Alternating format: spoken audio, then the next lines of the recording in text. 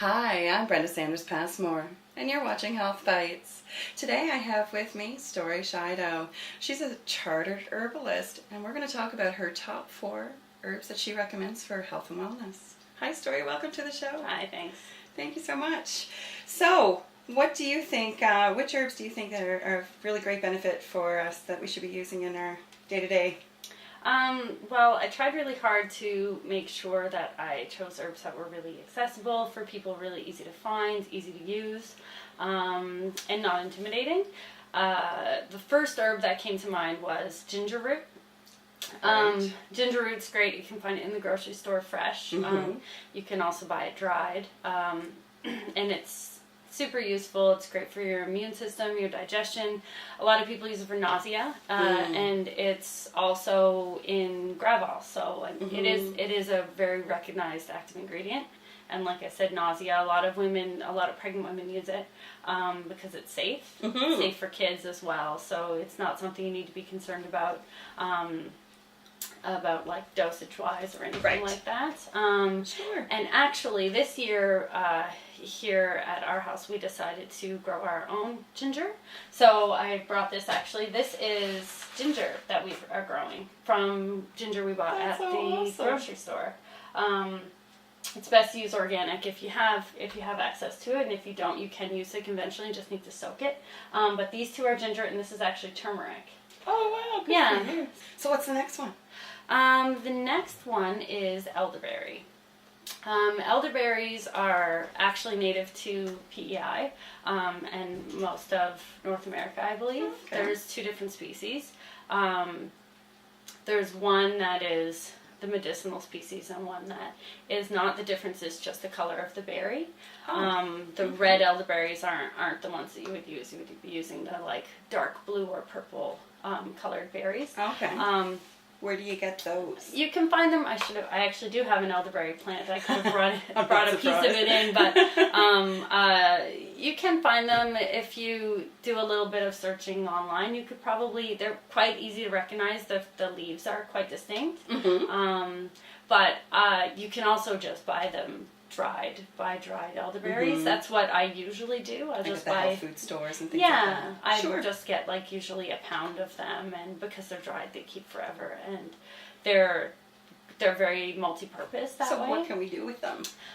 So you can take the berries and you can make those into tea if you want, or what a lot of people do is make syrups because they're safe for kids as well, and you can make them by just taking the berries and using water and honey and boiling it down into a syrup, and you can store it in the freezer or you can keep it in your fridge. It doesn't keep a long time without preservatives, but that's why it's good to freeze. Right. There's so few things you can use with kids. This is true, yeah. And it's always a challenge to find something, especially when they're sick, and you want to get, especially with colds, because they can sometimes linger forever. And this is true. Yeah, cough syrups are hard to find that are all natural. Yeah, this is a really good one to use. The third one is lemon balm.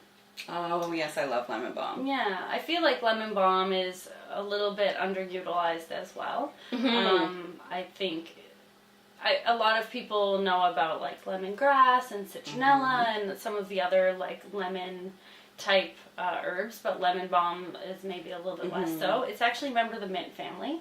So I didn't know that. Yeah, it grows really similarly to mint, which means that if you do plant it outside, you have to be really careful.